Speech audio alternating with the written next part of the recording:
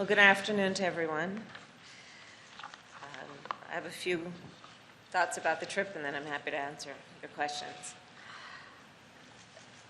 As I have been both in Guatemala and here in Mexico over the last 2 days, this trip has reinforced a central theme in the conversations that I've had, both with the leaders of these two countries and members of civil society and people who have so much invested in the present and in the future. And one of the themes is that there is no question that we are entering a new era around the globe. And this new era has made it quite clear that we are interconnected and interdependent. That what affects one country affects the globe. And certainly when we look at the relationships between the United States and our neighbors in the Western Hemisphere, we know that to be true. The President and I feel very strongly that what happens abroad matters to the people of the United States. We believe not only in the importance and to our national security, to our economic security, to our well-being, that it is critical that we work on and continue to re-engage with our allies around the globe. But we also understand that those relationships have an impact to us domestically. We understand that what happens abroad matters to the United States. And that is why the President will be traveling tomorrow to Europe, and why, as my first trip as Vice President of the United States, I decided to come here to this region and to visit our neighbors in Mexico now, most recently, and before that in Guatemala. On the issue of migration, as we have discussed a bit during this trip, it is a complicated issue. It is complex. There are many factors at play when we look at migration historically and currently. It is also an issue that we must tackle then at every level. In the United States, we are tackling it from the perspective of not only what we must do to address the root causes of migration, which is the primary purpose for my travels over the last 2 days and the work that we have been doing for the last couple of months. But we also must, of course, tackle the issues that are inherent in the situation at the border and what we must do to strengthen legal pathways for people to enter the United States. I want to be very clear that the problem at the border, in large part, if not entirely, stems from the problems in these countries. I cannot say it enough. Most people don't want to leave home. And when they do, it is usually for one of two reasons. Either they are fleeing harm, or to stay home means that they cannot satisfy the basic needs to sustain and take care of their families. I work with another principle, which is that we, as a government, the United States, together with our allies and our partners, such as Mexico, such as Japan and South Korea, and all of those who are internationalizing our effort, connected through the UN, we understand, and through our leadership, we understand that we have the capacity to give people a sense of hope. That if they stay where they want to stay, in the town, in the neighborhood, in the place where they grew up, where they speak the language, they know the culture, they go to that church every Sunday, the place where their grandmother lives. We know that if we give them a sense of hope that help is on the way, that they will follow their first preference, which is to stay at home. During the course of this trip, I have met people from all walks of life. I've met, of course, with President Giammattei. I met with President López Obrador. I also met with members of civil society. I met with youth. I met with members of labor. I met with farmers. I met with young people who are creating things that are only imaginable in fiction, but they're making it a reality. And what I know to be clear is that if we are to address the issues that impact the southern border of the United States, and I've had a conversation with President López Obrador about also the southern border of Mexico, we have to have the ability to address the root causes of why people leave. And we have to understand if it is a priority to us to be concerned about what is happening at our border, then it must be a priority for us to understand why people leave.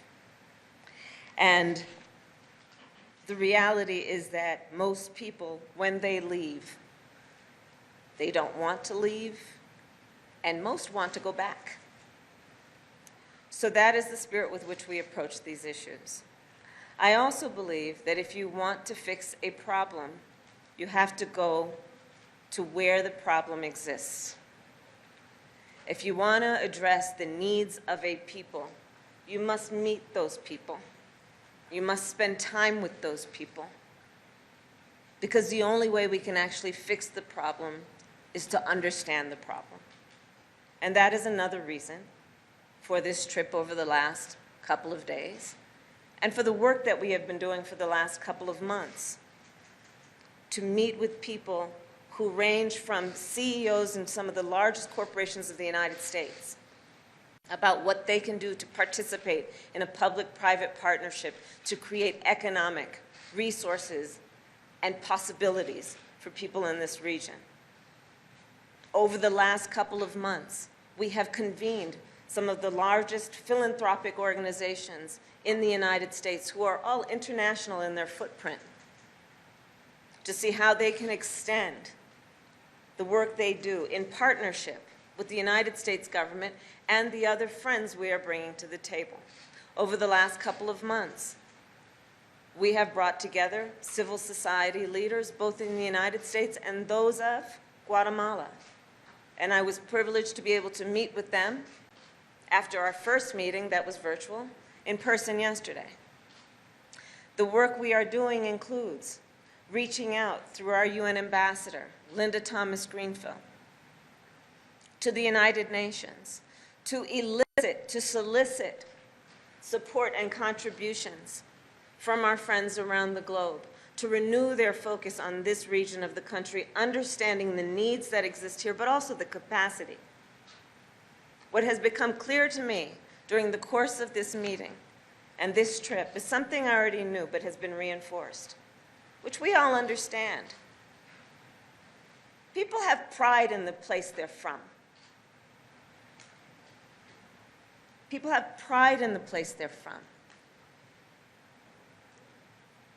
And so when we're talking about the work that we are doing, we must approach it with an understanding of the capacity of people, and not just their needs, understanding that they have pride associated with where they are from for good reason, based on the history of those places, based on the culture of those places, based on the contributions that those places have made for thousands of years.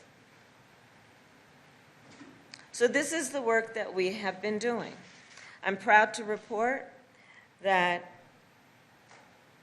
the agreements that we have reached, again, are the result of all of the work leading up to this week, and they are very tangible and very specific. Do I declare this trip a success? Yes, I do. It is success in terms of a pathway that is about progress. We have been successful in making progress. So as it relates to Guatemala, out of that trip we came with agreements to establish an anti-corruption task force. This was probably one of the dominant themes of my conversations with the variety of people we met with in Guatemala, including concerns about those who are in exile from Guatemala in the United States, who I've also met with and convened. Out of the trip to Guatemala, We have an agreement to create a smuggling and trafficking task force. Again, one of the issues, not only there, but here in Mexico, and an issue I've worked on for a very long time in my career before I even reached the Senate, much less became vice president. The need to address the fact that there are some of our most vulnerable populations that are susceptible to abuse and susceptible to fraud and more horrible things as a result of the smuggling that we have been seeing. From Guatemala, we came out of that with an agreement to create a young women's empowerment initiative and dedicating $40 million to that initiative. Why? I knew it before, and it is not unique to this region. It is an issue in the United States as well. We need to do more as a globe, and those of us who have resources need to do much more to invest in girls and women around the world. We came out of that trip with an agreement to supply $48 million to Guatemala to support affordable housing, agribusiness, and entrepreneurs. Again, I spoke of the young women that I met with who are entrepreneurs. I will tell you that one of the biggest bases for the economy in Guatemala is agriculture. If you have ever met or know a farmer, you have met some of the most innovative people in the world, because they have to adapt, because they have to be creative, because they have to be thoughtful about creating out a situation that may be unpredictable, something that is productive. So we are investing in Guatemala in that regard. In terms of our visit to Mexico, as you know, I met with the president this morning. We had a long meeting, both he and I in person, one-on-one, and during the course of our bilateral meeting. One of the first agreements that we reached, and there was a signing ceremony, is a memorandum of understanding on how Mexico, as a partner to the United States, will, with the United States, focus our resources on Central America, and in particular on 3 countries, El Salvador, Honduras, and Guatemala,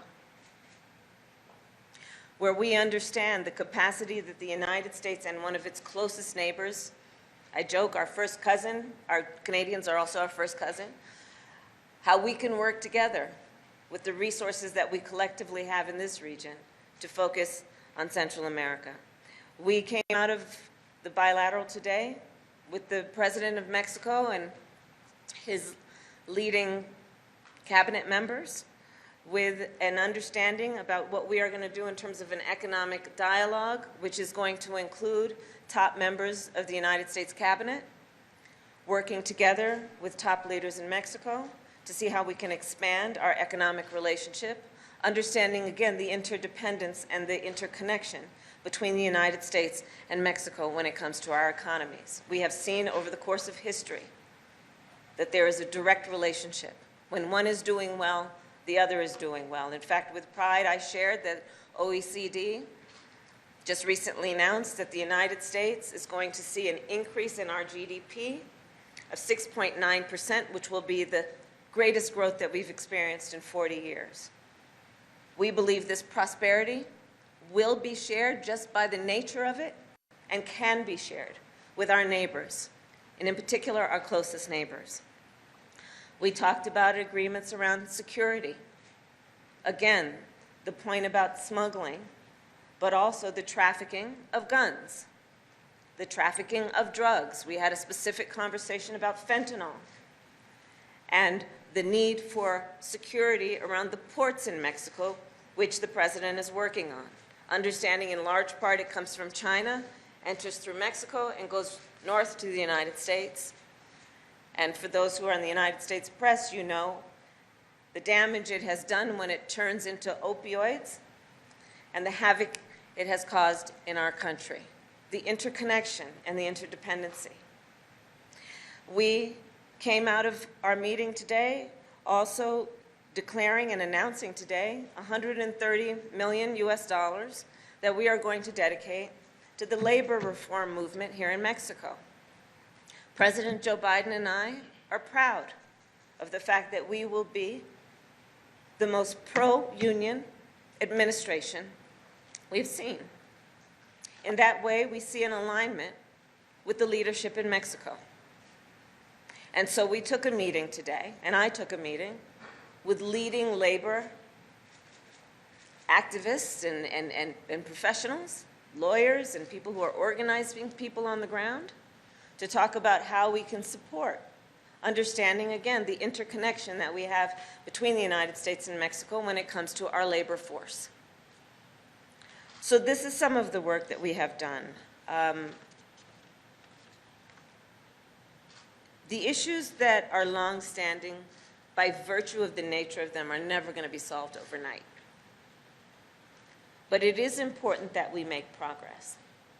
I remain optimistic about the potential for that progress. I also believe that if we see the capacity of the people, and if we invest in their capacity, we will see great returns on our investment.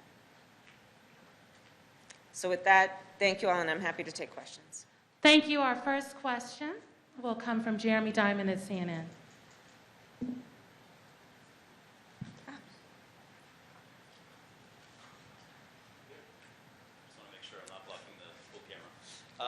Madam Vice President, thank you so much. I have a foreign policy and a domestic policy question, Okay. But just to clear something up that's been, in the news for the last 24 hours or so, Okay. Can you commit right now that you will indeed visit the U.S.-Mexico border, and will you do it soon? Jeremy, let me tell you something. Yes, I will, and I have before. Listen, anybody, especially if you're from California, you know, I've spent a lot of time on the border, and both going there physically and aware of the issues. But the reality of it is that we need to prioritize what's happening at the border, and we have to prioritize why people are going to the border. And so let's talk about what's going on in the places that are causing the issue at the border. I think it's short-sighted for any of us who are in the business of problem solving to suggest we're only going to respond to the reaction as opposed to addressing the cause. And that's just a fact. If we want to, we all know that in our lives, in our personal lives. If you want to deal with the effects of a problem, then you have to go to the core of what is causing it.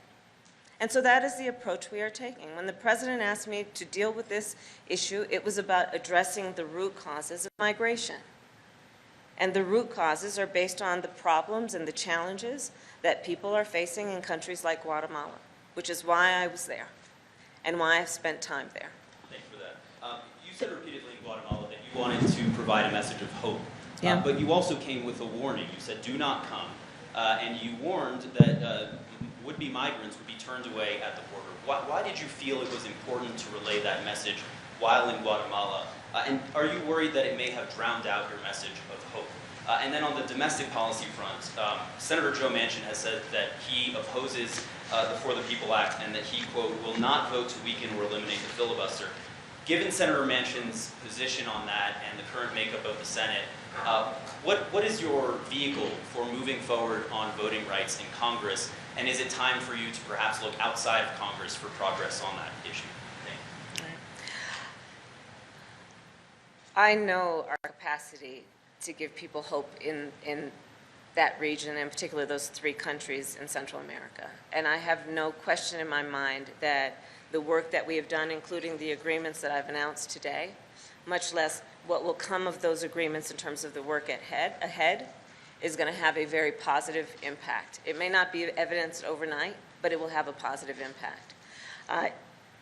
When we look at what is happening in terms of the experience of people who are fleeing their home country, traveling through the entire country of Mexico to come to our border, it can be a very treacherous and dangerous trek. And I don't take that lightly. I don't take that lightly. But the reality of it is that we have to address the root causes of why they are fleeing. And again, I will tell you, over and over again with the people that I have met during this trip, who represent a broad swath of people of every stature, every cohort, if you will, from the indigenous people and representatives and leaders in Guatemala to Afro-descendants to people who represent LGBTQ individuals who have been the subject of persecution. Whoever I meet, what they will say is that ultimately they want to be safe at home. They want to be safe economically, meaning they want to be secure. They want to have corruption addressed so that it doesn't impede their ability to get the resources a government should provide to its people. And so that's been the focus. On the issue of voting rights, the legislation is critically important. And we have been, as an administration, the president has been unambiguous that S1, the For the People Act, needs to be passed. The John Lewis Voting Rights Act needs to be passed. What we are seeing around the country are attempts to interfere with a fundamental right of the American people, which is a foundation of our democracy. And by the way, this is not even a bipartisan issue. From my perspective, it is nonpartisan. What they're trying to do, these efforts to suppress or make it more difficult for people to vote, will impact a wide variety of people, whoever they voted for in the last election. Early voting, vote by mail, drop boxes. Those boxes don't have a sign Democrat or Republican. So we're going to keep pushing for what we need to do to push back and to stop these efforts to suppress the vote and to infringe on the American people's right to vote. So there's the legislation. There is the work that we are doing and will continue to do of uplifting the issues so that we can make sure everyone is aware of what is happening. And that's about the bully pulpit. That's about elevating public discourse around the issue. We will, and the president has announced this in terms of executive orders, we're going to encourage folks to register to vote and continue to remind people that in this day and age, I spoke earlier about a new era. And the president talks about it all the time. Part of this new era is a debate that is occurring around the world about the relative strength or weakness of autocracies versus democracies.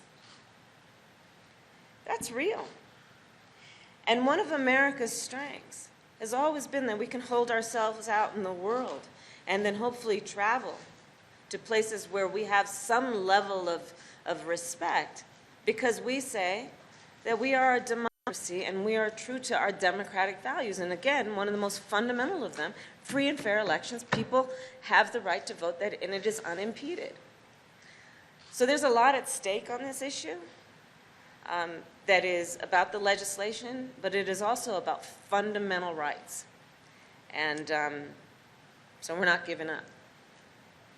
Thank you. Our next question will come from Tarini Party from the Wall Street Journal. Where are you, Simone?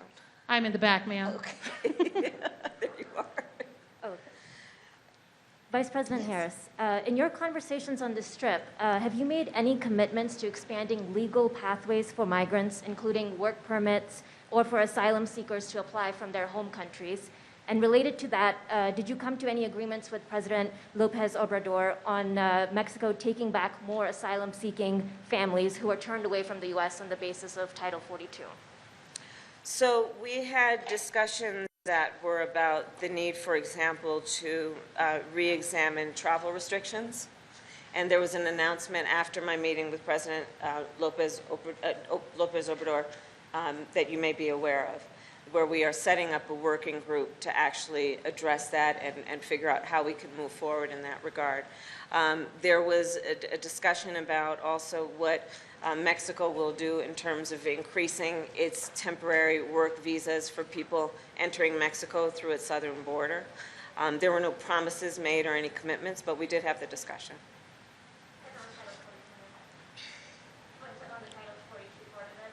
We did not discuss Title 42. Thank you. Our next question will come from Maria Fernanda at Univision.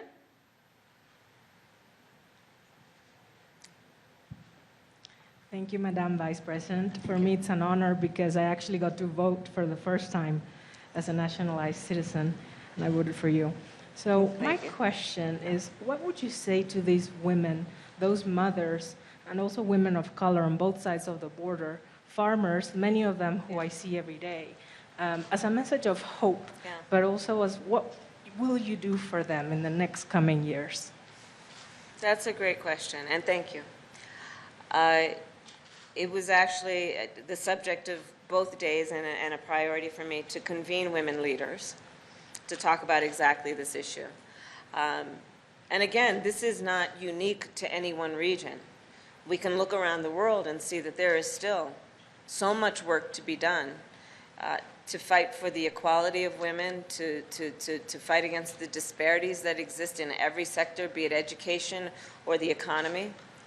And to your point, to give people hope in the process of doing that. What we saw in Guatemala, for example, where and it actually was a theme, that is, in the United States, in Guatemala and here, access to capital. Big issue.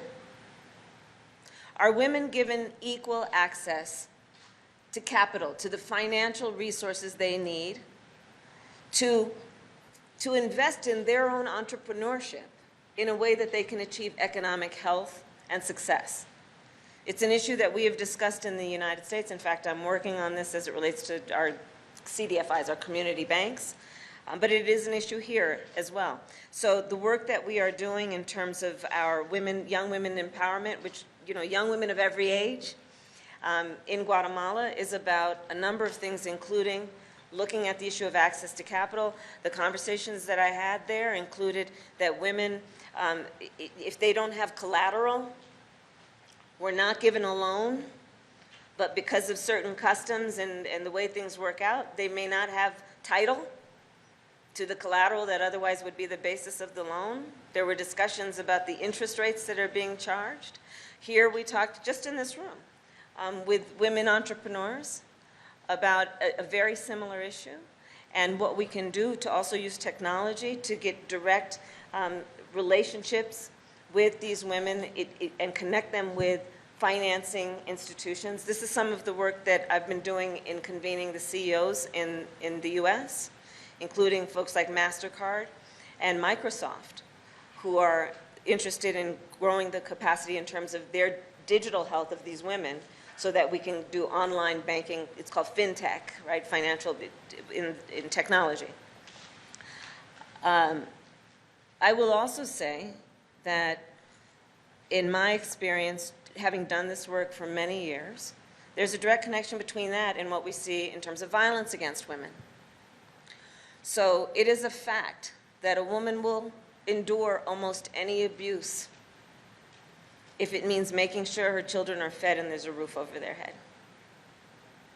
And one of the best ways we can ensure that women have power and agency in those situations is to make sure they have economic independence, so they can make the choices about where they are, and they don't have to accept a false choice of either feeding their children or enduring abuse.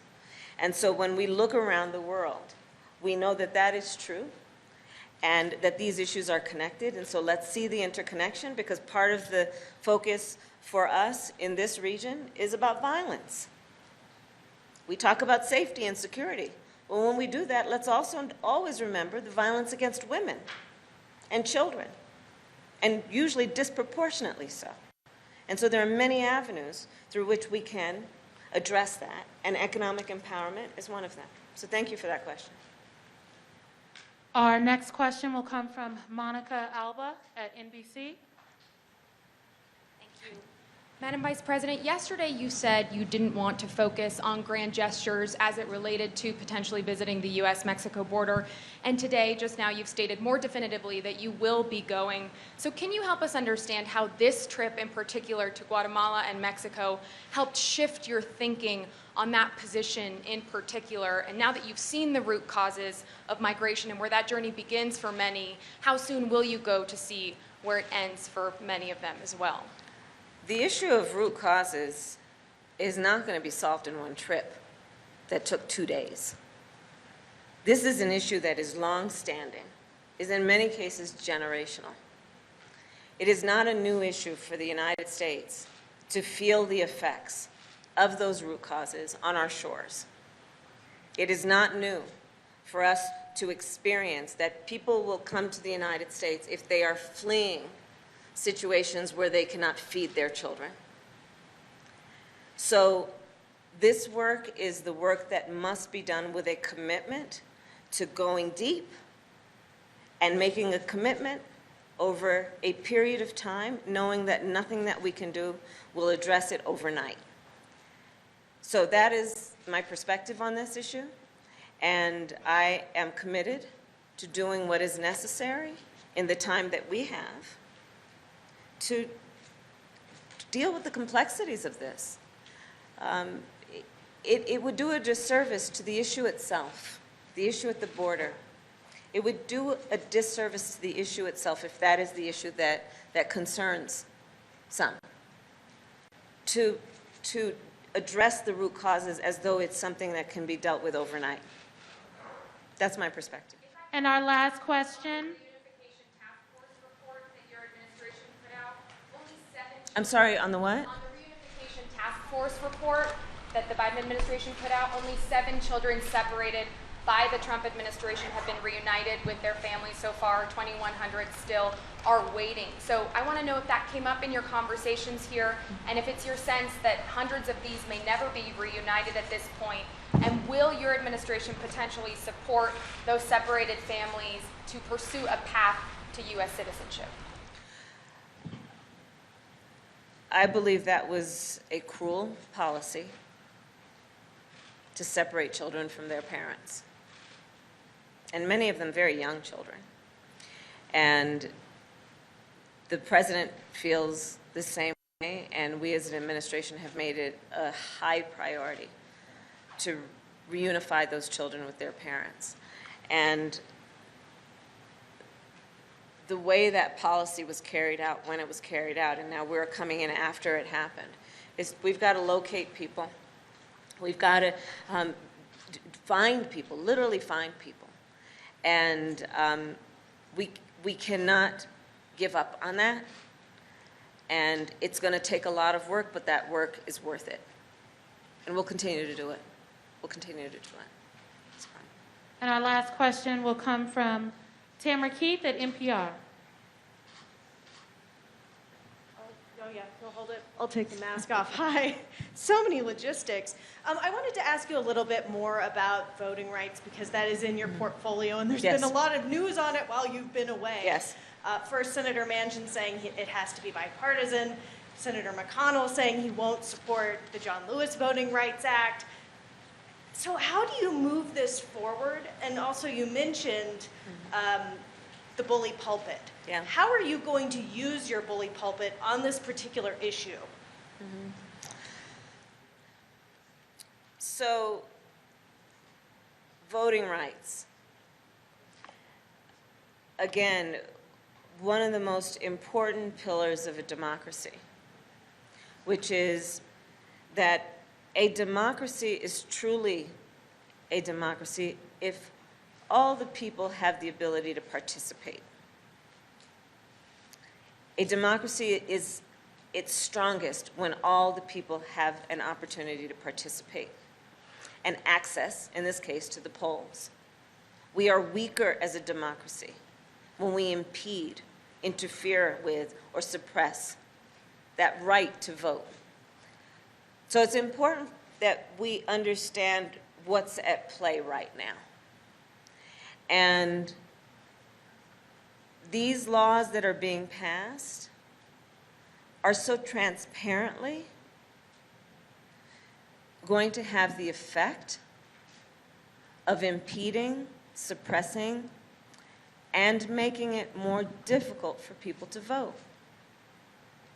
So we're not going to give up talking about what the fix looks like. And the fix includes passing legislation at the federal level to have an ability to reinforce and to reinstate the strength of the Voting Rights Act. That's the John Lewis Voting Rights Act. It is to also put in place the rules and the laws that we were talking about as part of S1. The bully pulpit is going to be important. We have a representative democracy, and I have to believe And I still retain faith that when the people are aware of what is in their best interest, they will vote accordingly, and when the people are aware of what's not in their best interest, they will hold their elected officials accountable.